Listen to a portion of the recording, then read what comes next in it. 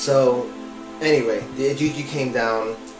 They were doing their job, and again, this is written down. They're like, look, man, we've been doing this for hundreds of thousands of years. We've been doing this. There's no women here. Yeah, this is them on Earth and Mars. So they wanted to rebel. Okay. And I mean, that's a story as old as time, isn't it? Like people, like gods being unhappy with their job, not getting enough benefits, and they want to rebel and whatnot. So anyway, Enki, or no, Enlil is a jealous god, yeah, and he rules with an iron fist. Anu is the father, and he's more kind of level-headed. And they went, the Ijiji went to him and said, look, we're gonna rebel. And he's like, okay, son, we need to go and fix this. We can't have this problem. How are we gonna do this? We need the gold for the atmosphere and so on. What's the plan? And at some point they were like, well, we can take our essence and the homo, whatever they're called on planet, and we can fuse it together, right? Which is the idea of us being part of God, right? Being God part of us. Combining, there's a term, is it, not flesh of my flesh, but there's a term that they I think it's in the Bible. You know the one about like the God having the, I forgot, the essence of God. I forgot. But anyway, it ties in together with that. Okay. Know? I think it's like essence of the God, and then the matter from the earth, something like this. So anyway, they do that, and then they make 7 humans, 7 men, and 7 women with different archetypes, personalities, and all that shit. Ooh.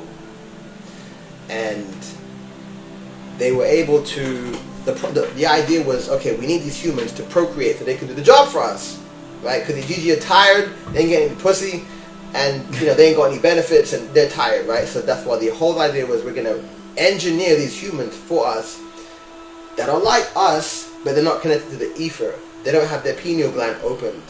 Yeah, they're not divine creatures, but they have the essence of God. Okay. Of gods. Okay. Right?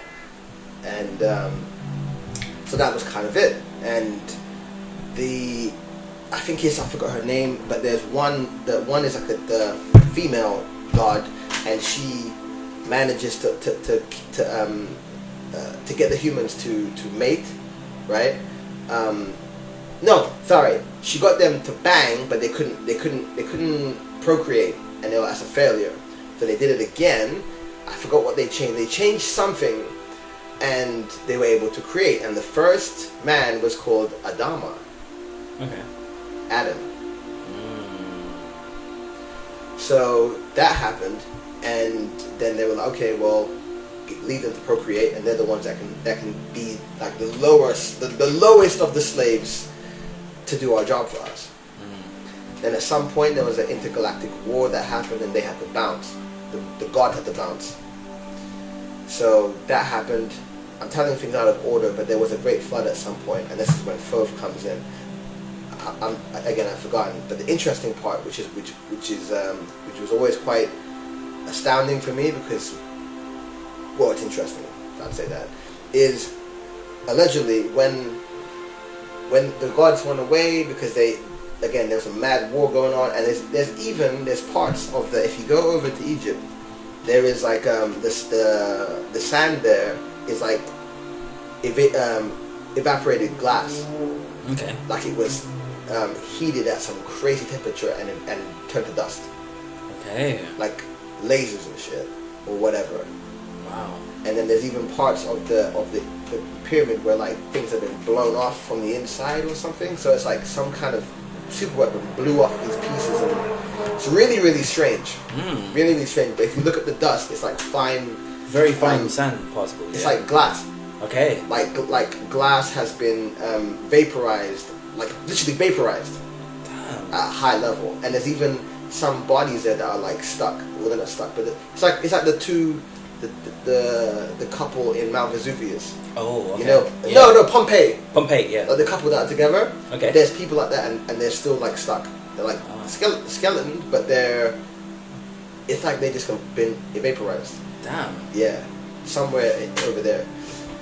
So all of that's pretty strange, and then in the end, Enlil comes back, and he sees that all the human race is doing well. I think this is probably maybe the golden era in a sense, because everything was harmony. There was nothing wrong. Everybody understood each other. It was all like flourishing kind of humanity in a sense. Yeah. And this is around the time where they had the Tower of Babylon. Babylon. You know about that? Babylon, yeah. So the Tower of Babylon, and Enlil came and was just like, wow, like they're not worshipping me anymore. They don't care. They're doing their own thing. So he knocked down the Tower of Babylon, which probably you've heard about, the fall of Babylon. Knocked down the Tower of Babylon, changed everybody's languages, and shipped them all over the world, so that they couldn't understand each other and unite. Shit. That's as far as I remember.